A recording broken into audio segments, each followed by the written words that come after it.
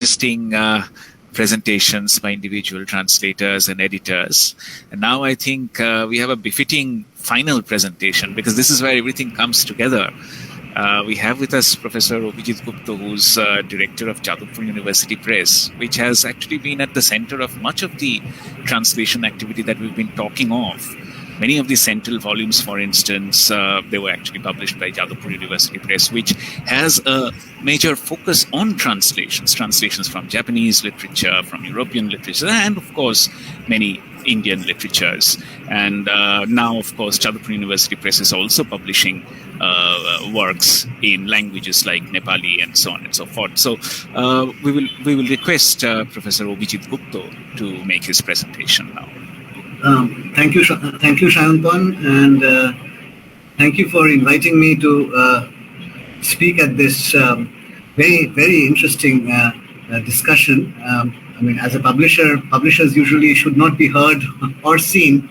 We are more accustomed to performing invisible labors, but on those rare occasions that we do get to speak about our experience, I'm very happy that I can share a few thoughts with you.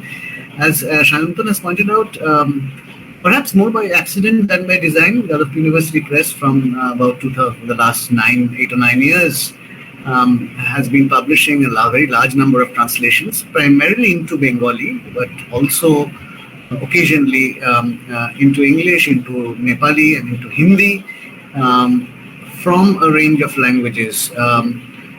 And of course, we were in a very advantageous position because our location in a university gave us access to a number of very skilled practitioners in both, in particular in translation. And we have a very fruitful relationship with the comparative literature department. We have published several volumes with the comparative literature department. I will speak about that, mention that later. But I want to make 3 general points because, very quick 3 general points, both about the work that we do and also the larger issues concerning translations in India. Again, there's a very short video at the end where I sort of show you what we have translated. You will realize that much of our translation into Bengali has been from languages like Japanese, Portuguese, Italian, French, and so on and forth. There are comparatively fewer translations between Indian languages. There are these two, of course, you've heard, and I was listening with great interest to Professor Kavita Lama speaking about Tamang Selo, which was one of our publications and which, again, we're very proud of. And I was indeed also listening very, very with great anticipation to her experience of translating Namanita Dikshin's Bengali short stories into Nepali, again, which we intend to publish in the near future. These instances we find are quite rare, and I must express a sense of disappointment with my difficulties in finding translators into Bengali from other Indian languages. For example, for the last 6 years, I have been trying to find a translator for Perumal Murugan's novels in Tamil into Bengali in vain. And the publisher of Perumal Murugan's work, Kannan, who is a very close friend, has in fact told me that in the last 25 years of his publishing experience in Tamil Nadu, he has not had a single request from a Bengali publisher to publish Tamil literature in Bengali. I may have mentioned this before. This is one of my pet peeves, that while we pride ourselves on the translation we do from European languages, we are not very conscious about translating, or not very concerned about translating from Indian language. And this is a skill which is fast disappearing. This is also not the case the other way around. I mean, Bengali literature has been translated meticulously and with great diligence into Oriya, into Marathi, into Gujarati, into Hindi. But we have somehow failed to return the favor. Of course, again, that is where the work of a center like CENTIL assumes great significance, because it has been carrying on this work in a very dedicated way for the last several years. And but more needs to be done, and that is my first point, that we need to And that is the point which Professor Jatin Nayak was making at the very beginning, that English has become the default language of translation of Indian languages. I mean, you go to Twitter, you go to Facebook, you go to social media. I mean, if you follow pages of translations or pages of books, accounts of translators, it's all into English. There are prizes which are given to English translations. I mean, the strengthening of English and the kind of encouragement given to English translations is a huge contrast to the kind of, or the lack of, inducement for translations into between Indian languages without going through the bridge language of English, which is sometimes what is done. So my very good friend Aruna Bosina, for instance, has translated Parimal Murugan's Punachi into Bengali, but he's translating from English because he has no Tamil. But he said, I can't wait eternally for someone who will step up and say that I will translate from Tamil into Bengali. So this is a problem. The second and linked problem issue I want to talk about is the lack of funding for translation into between Indian languages. Now, translators have to be remunerated properly. Translation cannot always be a labor of love. A translation is a professional skill, and in fact, in the Western world, or indeed in China and in Japan, translators are paid handsomely for their labors. Here, publishers pay authors whatever they can, but translators are paid miserably, and there is really very few funding opportunities, fellowships, residencies. At the very beginning, Professor Nayak spoke about the New India Fellowship, which is giving residencies, 6 lakhs over 6 months to translations from various Indian languages, but it's into English. It's not from Gujarati to Marathi. It's not from Kannada to Marathi. It's not from Hindi to Bengali. It's all for English. So, of course, the state governments have a certain responsibility which they don't often fulfill in fact, encouraging such work. So, for example, therefore, publishers often find it more remunerative to, or they can afford to pay translators if they translate from European languages. Let me give you an example from a student from your own department, from comparative literature department. There was a student called Kamil Shitsnecki, a Polish student who studied Bengali, translated the poetry of the Polish Nobel laureates Czesław Miłosz into Bengali. For that, the Polish Book Office awarded a grant of 1,000 euros.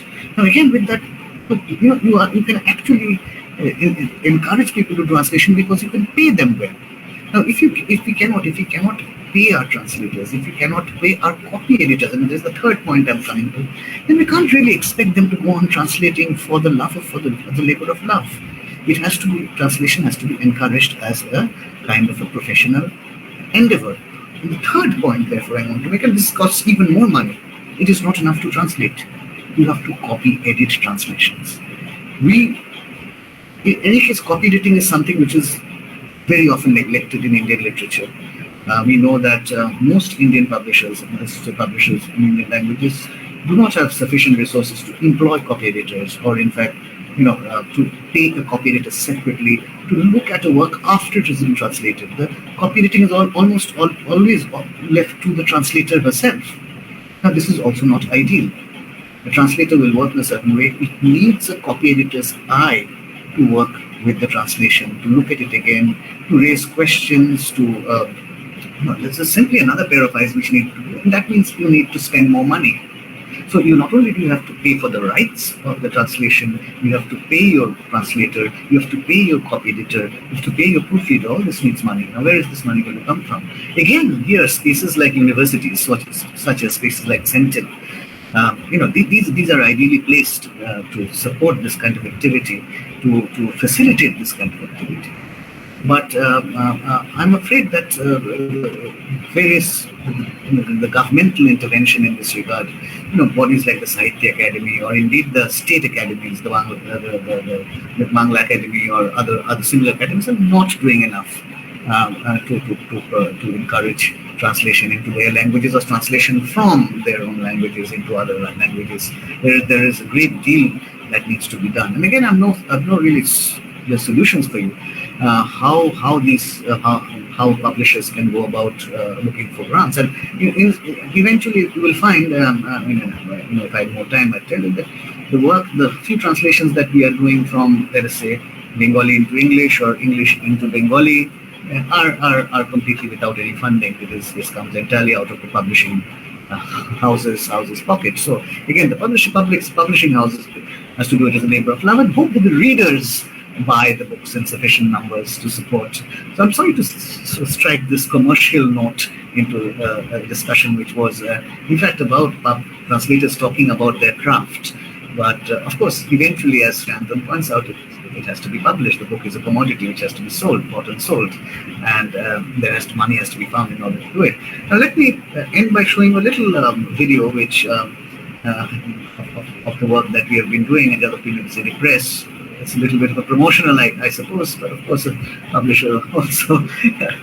As a publisher, I'm using this opportunity to do a little advertisement for our press. This is only about what our translated titles, and this has been very kindly put together by two of my colleagues in press, Oronago Banerjee and Milani Dhor, whose efforts I gratefully acknowledge. So if you just give me a second, I will start this.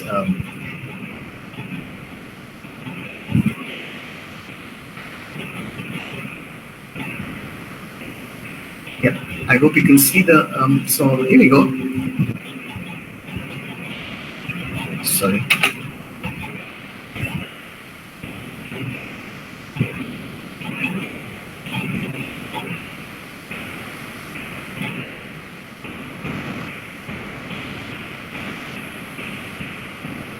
So this is what we begun with in 2011, again, more by accident than by design, translating two classic Italian texts, Il Principe by Machiavelli and from Leonardo's diaries. This was part of the Italio-Bangla Anubadmala, which is a series edited by Professor Shukanta Chaudhary. After the first two, translated 2011, we had a translation of Dante Alighieri's Norok, Inferno, 2017 by Alpona Ghosh, who passed away recently.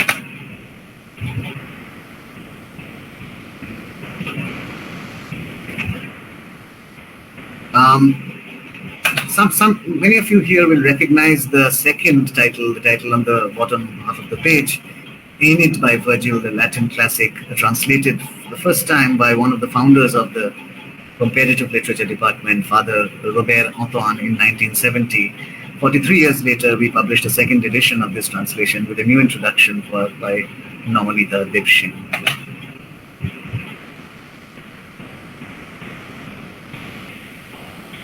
Two Portuguese translations, again from the work of the contemporary Portuguese writer Rui Singh, first 12 short stories, and then a novel called called Apocalypse Now, both translated by Rita Rai. I should also mention that Rita Rai is also translating two more Portuguese novels, one written by a Portuguese author, but the other, I think more interestingly, is by an author from Mozambique called Mia Couto, called Terra Somnambula, or the Sleeping Land.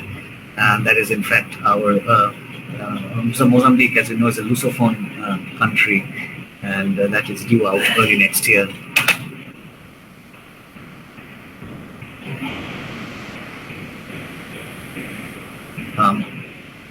Poetry in translation, poems of Miyush, poems of Pessoa. And this is the beginning of our Japan list. In 2016 and 17, Abhijit Mukherjee, who teaches electrical engineering at Jadavpur University and also Japanese, translated Umide Nakafuka by Haruki Murakami. Last month, another Hati Taudhao, a translation of Murakami's 17 short stories came out.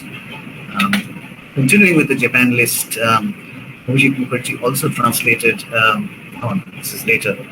This is another very interesting translation project, which is a work on the Bengali revolutionary Rajbihari Boshu, a biography on his Japanese, the Japanese life, a portion of his life, written by Takeshi Nakajima and translated into Japanese by, in fact, Bengali by a Japanese translator, Kazuhiro Watanabe. Again, this came out just a few months ago.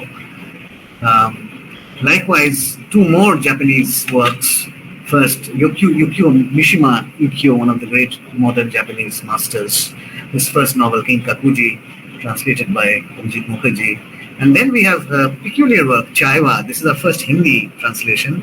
But this is not actually from Japanese. Kakuzo Kakura's work, The Book of Tea, was written in English in about 100 years ago to introduce Japanese culture to the West. And Love Kanoi has translated it into Chaiwa.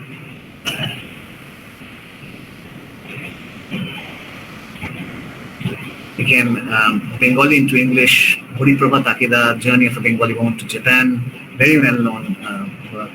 And here, of course, we have heard earlier about these two works, which were directly the fruit of CENTIL's workshops. The first, Call of the Hills, course book of Nepali short stories in translation, where Professors Shantanu Dasgupta and Kavita Lama, who earlier spoke about this experience, worked on this, and then there's Tamang Selo, which Shantanu and Sudhanjali Tamang worked on. Again, as Professor Lama said, the Namanita Dirshan stories will soon come out, making this the second Nepali title.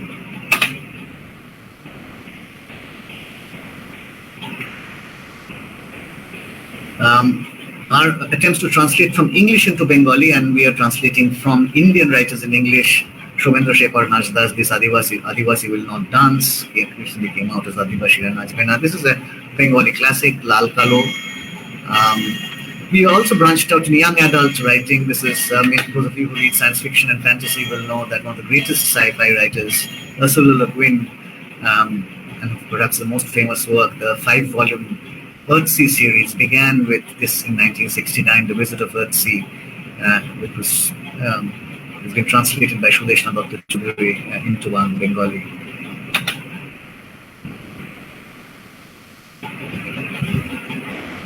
And some of what is in store. These covers are, of course, what we will see are placeholder covers, but we are translating the Shuddhi Lok Purgatory of Dante is forthcoming, 12 volumes of the essays of Jean-Paul Sartre from the Bengali into French, Nari Vibodjita Purushera, sorry, let me just go back a bit, Murakami, and 2 plays by Aime Cesaire, translated by Kanchana Mukherjee Rai. These are all due out within the next few months. Sartre will take a bit longer.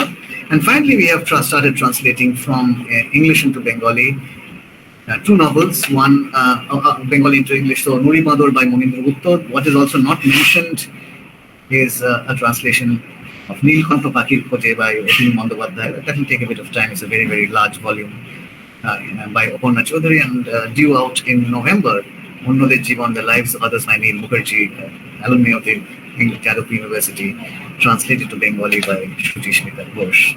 So that's more or less what we have been doing. Thank you very much for your patience, and that's all from my side. Thank you.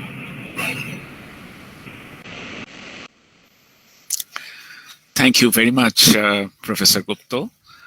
I think we have had a very interesting series of presentations, very diverse. We have had presentations focusing on the experience of translation, absolutely from the practical points of views. We have had presentations which really traced the trajectories of the kind of work that we need to do in India vis-a-vis translation, in terms of involving multiple languages, going beyond just English, in terms of going beyond literary translation, to making our education more accessible through translation.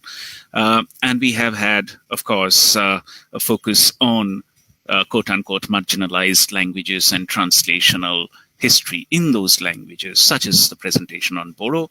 And finally, we have had the publisher's point of view.